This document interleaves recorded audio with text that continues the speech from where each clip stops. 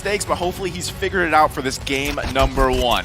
All right, I don't know. I'll hold off on my predictions until a little bit, but put your hands up. This is game number 1 of the grand finals, a best of 7 between champions. Rrq on the blue side, up against RSGPH on the red. It's going to be really interesting to see Yesterday, and now they've got a match against Rrq.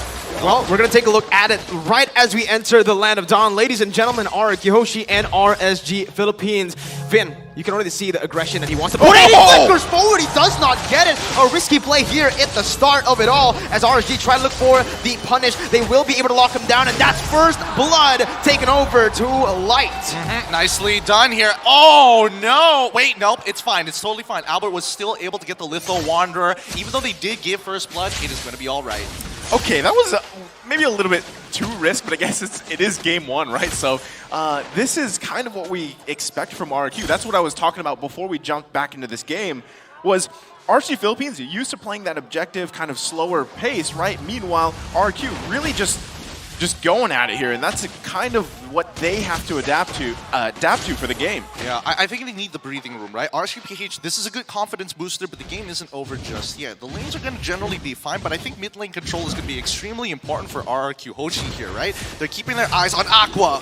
Oh, Albert already very aggressive here. I mean, Rrq in general, sure, they have actually given up the kill. It's 1-0, but they're still holding on to that gold lead currently. Well, even though it's really small, this is going to be huge for the upcoming turtle fight. But Demonkai up top, Phantom Execution already looking for the kill, forces that flicker out.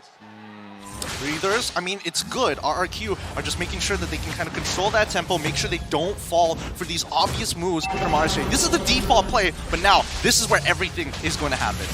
Yeah, you know, this turtle coming up here too, I mean, Albert's trying to just kind of bob and weave it around because he's not totally confident yet if he can just get this, but now they're going to actually make a play for it. Yeah, real world inflation. The falling Simon connects, and that's going to be Albert with the retribution, picking it up for himself, trading it in. R7 will be able to find Demon Kite there all alone, isolated. It is a favorable trade for the Kings. Yeah, this is an extremely good trade, but Mon, if he gets a kill here onto Skylar, that could be even better. No cross-map plays, but Rrq Hoshi is in a good position. They got Albert a level ahead of Demon Kite. They were able to get a turtle, so now it's all about whether to make this play. Oh, Skylar gonna get caught there. Flickers out. The wild charge will be able to lock Light down. The wall as well, but Skylar doesn't want to risk it. And Mon is still there. He's looking for the snipes, but Skylar he reads it out. He backs off all the way to the bush. You see how on point both these roamers are for their gold lanes. This is what I was talking about, right?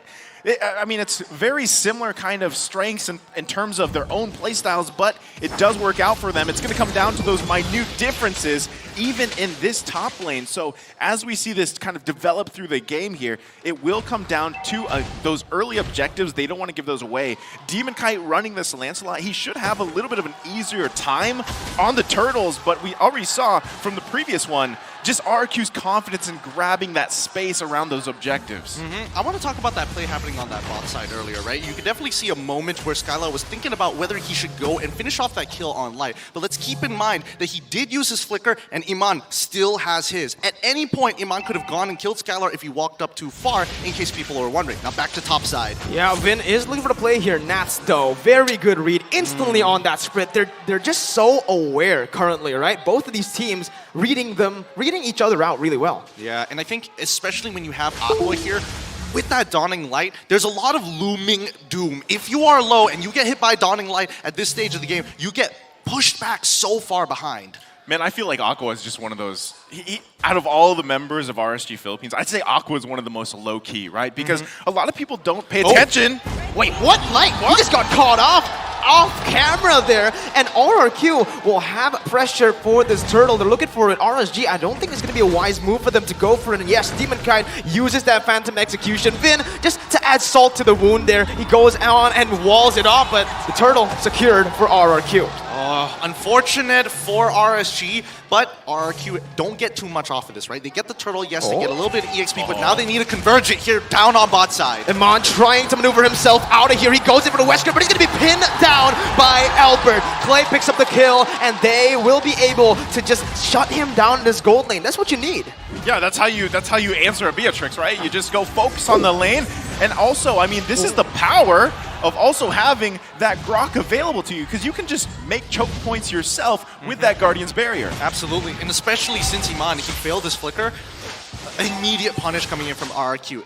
Every single time I see Rrq play against RSG, they make sure they ask that question to RSG. They demand perfection out of them. They cannot make these mistakes. But the score is close, 3-2. Bottom side play has already gone through. And more importantly, coming back to the topic onto Aqua, I think Xavier's perfect on him. He's a low-key player who takes his time but makes the impact when it counts. It's something that if Rrq Hoshi just forgets or lets through, Aqua can come in huge.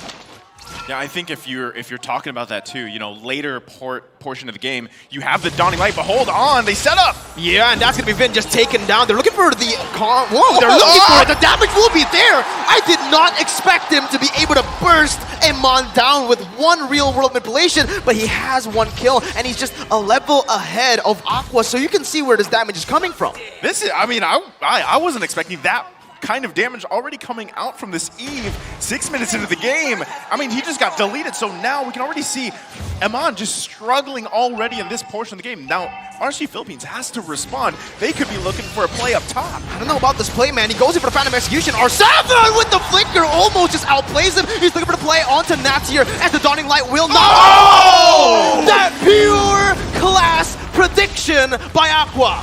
Magic Pew Pew, TM from Leo. That is the play right there, the cross-map play they have to watch out for. Again, if Aqua is low-key enough, able to pick up kills here, that will be able to help him scale later into the game, because like I was going to say, Aqua low-key, but late game, he's not going to be low-key anymore, especially with that low cooldown ultimate.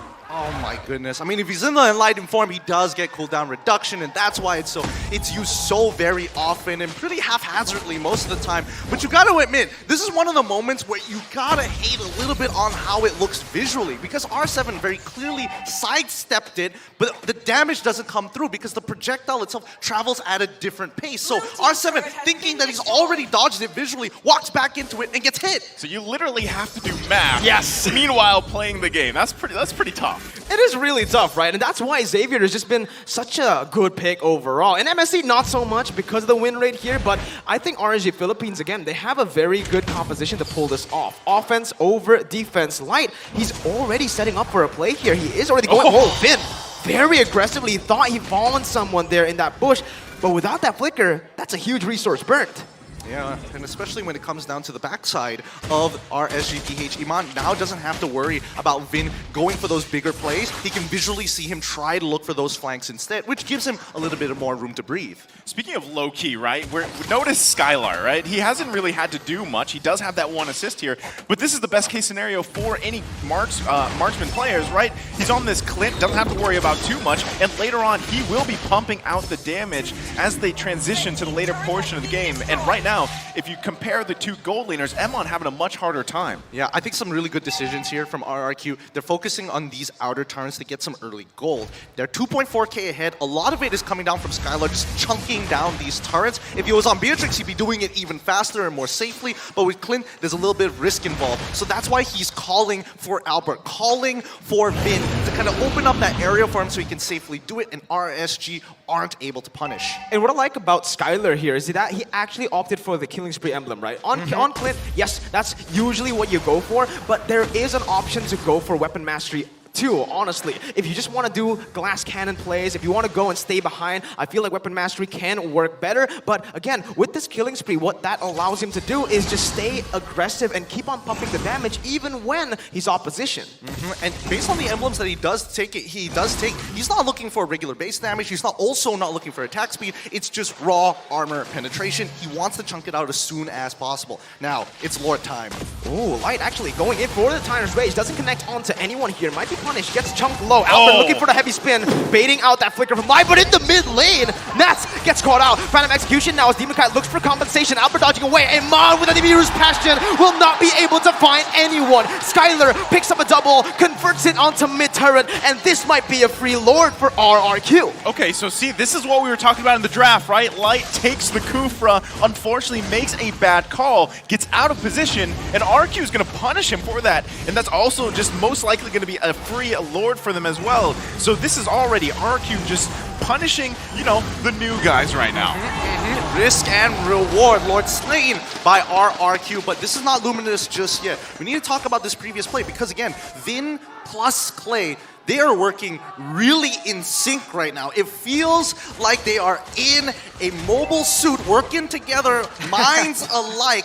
Guardians Barret making sure they are cutting off exit routes for a lot of the members for Rsg to allow Clay to lay waste. He's already got the Ice Queen's wand. He's already got the talisman as well, making sure that he is effective. And now third item, Necklace of Durance. Oh, so much utility coming through from Clay. We saw this as well yesterday, right? When he does get the Yeave, he actually opts for a more utility-based item build to enable Skylar, to even enable Albert here on the Akai, and they're looking for more on the board. They're zoning RSG away as that Steven Kite caught out on the top side. Solo kill?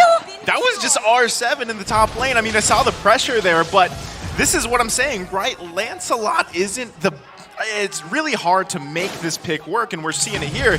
And now, Rrq's already knocking on the base of RSG. Let's see if they can take it down. Nat's going in for the falling side mode. Albert uses this to just punish him down. It missed some strike, and that's going to be Skylar who picks up the kill. They're looking to convert onto more objectives here. Top side, the passives are all taken down. They don't even need minions to take that one down. And the Lord, they didn't really, use the Lord much. They were just using the enhanced minions. Now, that's usually the case when it comes down to the first Lord. I mean, Lord itself is not strong, and most of the time people play for the Luminous Lord for its passive to charge into turns. However, I will say, Light, there's a little bit of hesitation coming out of him. Oh no, this could be a big catch here. Oh, Vin goes for the wild charge. Only finds Light there. Luckily, Iman still has his dash. Yeah. Back to the previous play, right? And Naisu, you got to tell me a little bit about this because, again, every time we've seen Light on it, does he usually hesitate with his Kufra? He has to make 2 to 3 decisions, and Rrq seem to always pose the same question. Go for our backline or immediately engage on the front line and maybe try to make a flicker play. So that's the thing, right? Light has definitely played the Kufra before, but what we've seen in the past is, again, just a little bit of mistakes or miscalculations, if you will, right? He's trying to play math in his own head as well, and sometimes it doesn't work for him because sometimes it feels like he's forcing those fights. He's trying to force those moments for his team. I get you. So that means RSG PH, as of right now, need to have some very clear ideas of where they want to attack Rrq Hoshi. This could mean that Rrq could change things up like they usually do in the middle of the game and change the way they kind of target prioritize. It could throw them off a little bit, but then again, it's anybody's game. Absolutely. It is still anybody's game here. RSG, they're looking for that one team fight. Remember, it's a very Omega timer-ish composition here, what they have. So they might just be waiting for that exact time to look for that power spike. 16, 18 minutes in. That's what they're looking for. That's where they look for that one shot, one team fight. Yeah, they learn from their opponents, like you said, Mirko, right? But now with this next Lord coming up here, they have to be super careful if they even want to contest this. It might be better if their plan is to get to those that 18-minute marker, right? Right here. They're just going to let it go, continue to defend, build those items that they need, because at this point, Emon had such a bad early game that he needs time to get the items, and Aqua as well, because at some point, those Dawning Lights will make a difference here. You can see a big pickup as well coming out from Emon. Exactly. Let's pull up the item list real quick because Emon right now is currently at 3 items. He hasn't finished the Hunter Strike just yet, and I think he might just hold off on it to get a Winds of Nature. And look at Skylar, right? With the item builds, he's actually going for a very offensive build here. Not really going for any defensive items just as of yet, right? Just the BOD and Endless Battle with the Malefic Roar. And is he building towards a Windtalker? I feel like Scarlet Phantom, maybe? There's a potential he could go for Berserker's Fury if he really wants to double up on the stats, right? I mean, he does have quite a lead for himself. He's 3-0-1. He's got one component for defensive items for an extra bit of just raw defense. But now, here's the important part. RSG must let go of these inhibitor turns and wait for the play. I don't know if that's going to work out, though, because, again, look, the enhanced minions are coming in, and this time it's the Luminous Lord, the enhanced Lord up top. They might just look for the end right here, right now. Iman finds a very cheeky render shot, taking Skylar down to half HP. He doesn't have the regeneration. He has to back up. Rrq looking for something. Nat's going in for the Falling Star move just to zone Rrq away. RSG still a very good defense right now as they clear out the Lord. They survive another day, but there you go. That's where they blow the trigger. It's going to be Dawning Light connecting. Nats once again trying to zone them away as the real world manipulation will be able to just zone RSG out. Nats walking back, walking out, now coming back in. Iman with the snipe to just shut down Rrq's attempt of taking game number 1.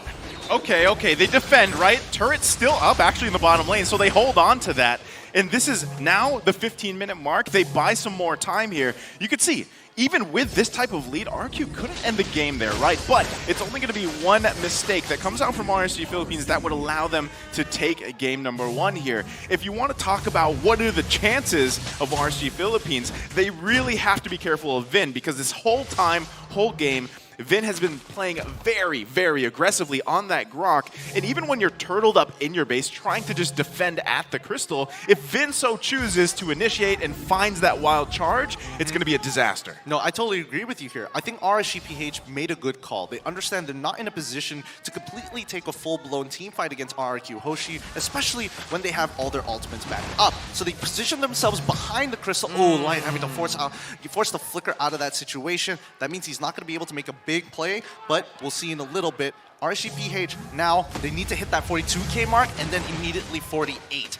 They need to win one team fight, and that's going to be towards Lord side. I was about to mention, right, RSG Philippines, 16 minutes, here it is. Here's the time where they can actually look for something, perhaps the Lord fight here. But because Light has actually used that flicker, that gives so much room for Rrq Hoshi to play these team fights. They have so many plans to execute here, and I feel like without that flicker, without that X factor, it's going to be really hard for Light to find the Tyrant's Revenge. They do go for something here, and they're looking for the flanks. This is actually something that we've seen from them yesterday. Rrq, they read it out, they back off, and they push in that mid lane. I mean, look at R7. He's already got priority down on bot side. Somebody has to respond to it, and Aqua won't be there for this fight. Yeah, and it's going to be Vin actually zoning them out. Lord taken down to half HP. Nats just chaining that falling star moon, looking for something, but it is just going to be the crisp, clean zone from Rrq. They control the objective. They take it for free, and RSG once again are forced in their base. Yeah, we saw that, right?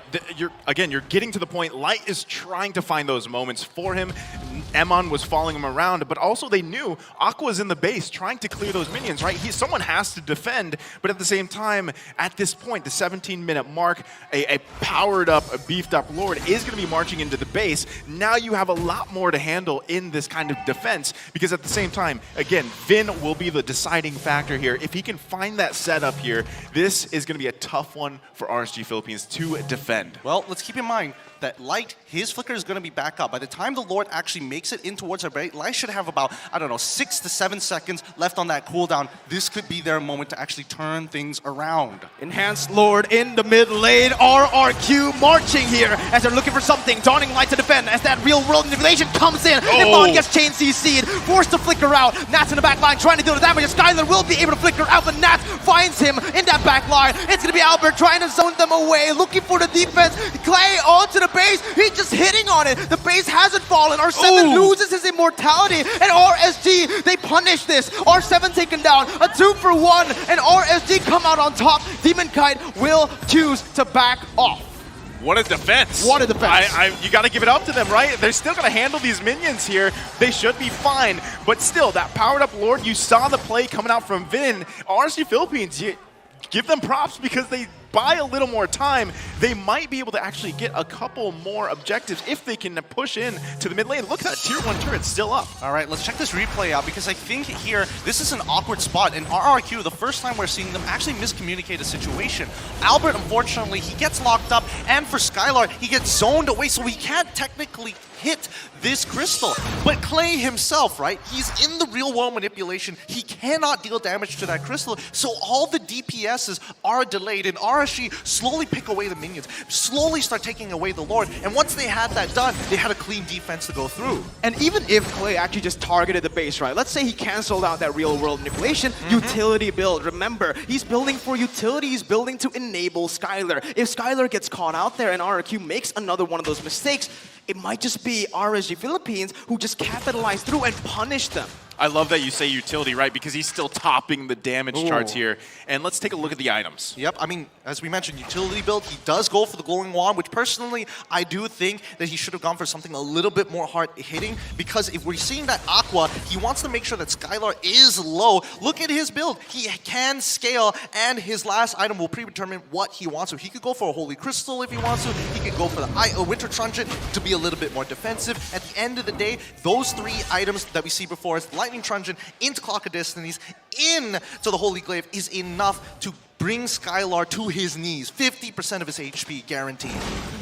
Yeah, and at this point, right, this is the crucial Lord. We're at the 20-minute mark here.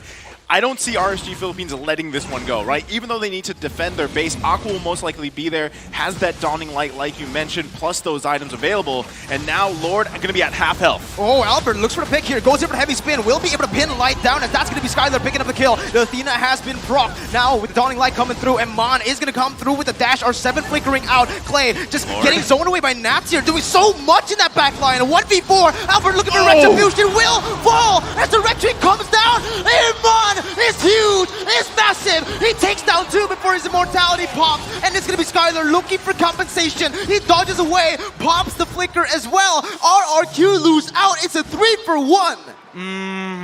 Unfortunate situation for Rrq. They had a good idea, but they didn't think a little bit ahead. After they pulled back away and got that initial pick on towards Light, Rsg lose a lot of their initiation, but Rrq, they gave up a little bit of too much space. They pulled back, and the Lord didn't reset, so that put them at a crossroads. Dude, that was massive. Look at the gold now. There's no gold lead for Rrq anymore at this point, right? They're getting objective and turret after turret. They still have the Lord marching in the top lane, and right now, it's Rrq with their backs against the wall. Yeah, and Mon there went for a very, very good render shot. Unfortunately, Skylar was able to get out of it. They punish Rrq now, building a lead for themselves. 1.5k as that evolved Lord will be marching down that top side. Mon just chunking it through, sieging it down. They're looking for more here, I believe. They might actually be looking for the end. This is the quote-unquote Omega timer that they are doing here. Let's see, real-world manipulation being put down for the side of Rrq. Finn taken low,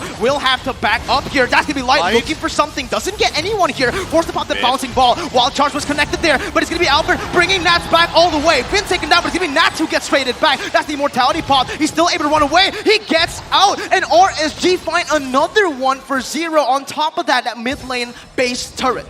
Great play around that immortality that they had too, right? Again, this is Albert now trying to be forced to make plays for the team. You can already see Emon feeling much better. He's now got 4 kills, and they're feeling confident with Aqua as well. Totally, and even Skylar, he's changing things up. He's got a Demon Hunter sword this time to make sure he's taking out these tanks a little bit faster. Light initially was out of position after failing to engage. He had the flicker, but again, no right opportunity. Here we go! Albert pops that heavy spin, taken down instantaneously. That's going to be everyone looking for the base, but Rsg gets zoned out by the real-world manipulation, and Mon has the Wesker out. He's looking for something here as Light pops in the Tyrant's rage. Will be able to get the Tyrant's Avenge. He flickers out of there, and he gets the trade. That's our 7 trade for no one as the Dawning Light comes through and takes up the kill. Killing spree for Aqua. He is massive here, but Rrq are able to fend off once more.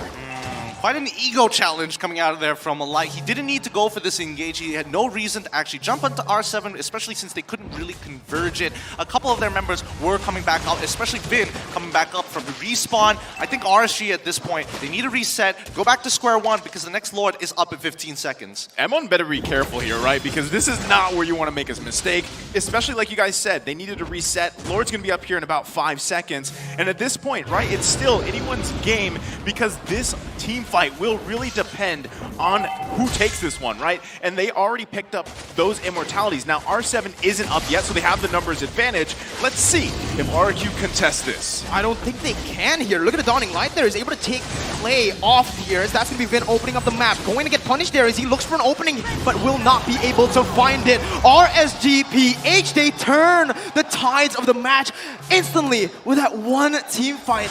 That's another evolved Lord Naisu. Yeah, and that's Flippy Toppy, like we mentioned in the draft, right? They've learned things from their opponents, and that's what they're doing here. Now the tables have turned, and Rrq Philippines will be the ones marching into the base of Rrq. Notice the one item that everybody must have at some point in this game, it's immortality. Everybody is building up that goal to switch it out. I don't think, considering the number of deaths that we've had so far and the amount of time that has passed, both sides are going to be really digging deep for the economy. Even Demon Kite, he's doubling down on damage. He's not even going for the tenacity potion here. And what are we seeing there? What are we seeing there? Oh, a prolific roar coming in from Skylar once again. Actually, the Wind of Nature here. So he actually opted to sell, I forgot, either Berserker's Fury or the Windtalker there for a defensive item. Skylar actually going to be able to get out of that Tyrant's Revenge with the Flicker. Very aware to get out of that, but now with no Flicker, that's a huge resource. That's looking for the play. Going in for the Falling Sun Moon, gets bursted down to half HP. It is an Esmeralda, very, very tanky, still can't run away. Light charging in for the Tyrant's Revenge, doesn't connect it onto anyone, particularly only Finn. Now, real world manipulation, looking for re-engage onto Aqua. Light's gonna be isolated here. The Dawning Light connects on the 3 members. It is gonna be Light. The rest is still getting out. Demon Kai looking for the trade. Finn survives with 1 HP. Oh my goodness, Rrq, they defend and Rsg are forced to back off again. They do win the trade though. This is crazy, right? This now, I mean, both bases exposed here, but what team has the power to actually push one in and get that crystal? Because this is what we've seen for both teams, right? Just defending out of their minds. Albert finding plays too, especially to punish Light, and it's working out so well. Another immortality going to be picked up. Wow, that's, I mean, this is quite the stalemate between both sides, right? 25 minutes into the game, already for game number 1, we are not seeing anybody kind of crumbling under the pressure. RSGPH, this was their plan all along, and especially with how the early game to mid-game went, this is what they had to double down onto. Now that they're online, they can really start taking control of the tempo, and that's what they've been doing all game against Rrq. You can see this, Finn already playing it aggressively once again, trying to open up for his team. But at this point, right, I feel like Iman can burst him down with just one Wesker ultimate and shot. No, I'm not a few shots, but you get what I mean here. Finn isn't as tanky as he was when they had the lead. Yeah, because 26 minutes in, right? And at this point, like you guys mentioned, it's pretty much a stalemate. It's either going to come down to someone finding a pick here with a good setup or just waiting, buying time for another Lord fight. Because the next Lord that's going to come up here, it's going to hurt quite a bit. And also at the same time, you can see another item being picked here by Skylar. He's really swapping those items out. All right, hopefully we get to see the item list just before this Lord spawns because it's about to get some crazy energy here. And that's, he's going to get Pyro and get a slow push on top side before joining this fight down bottom side. Rrq are trying to push the pace here, but the Dawning Light and that Renner just keeps on poking Rrq down. This is going to be such a big problem, and I don't know how they're going to find a solution for it. How are they going to, answer this? Right now, it's just the regeneration coming in that's really saving the day, but when the Dawning Light keeps on coming like that, it's just really frustrating if you're Rrq. RSG have their number right now. And even the die route, R7 is forced to stay up top. They're just instantly going at it, committing onto this Lord. It's already taken down to a quarter of its health as Nats does his thing. He just zones away all the members. Dawning Light once again connecting on the 3. Albert looking for the steal right now as Finn jumps in with that wild charge. Demon Kite gets it. RSG, they collapse once more. Albert caught low there with the winner's run, just still able to run away. Demon Kite gonna get taken low, but Iman finds it, just gets it there. The Dawning Light finds it. Iman with the triple kill. Oh, to Skylar, he is showing revenge. He dodges away from Clay, and Clay cannot defend alone. This is huge. RSGPH completely abusing the Savior, maintaining the enlightened form, and they find one more, a monster kill. Aqua, low key, now taking it high key. The King Slayers with game number 1 to end it off here. It was one turn.